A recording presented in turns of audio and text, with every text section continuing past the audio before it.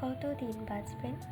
60 বছর, 70 বছর, 75 বছর, বড়জোর 80 থেকে 90 বছর? এত অল্প সময়ে মন খারাপের সুযোগ কই? কেন মন খারাপ করছেন? কেন এত রাগ, অভিমান, অভিযোগ পুষে নিজের জীবনের সুন্দর সময়গুলোকে নষ্ট করছেন? কারোর জন্য নিজের জীবনের সময় নষ্ট করা বোকামি ছাড়া আর কিছুই না। নিজেকে ভালো রাখতে শিখুন, ভালো থাকুন, নিজের জন্য বাঁচুন।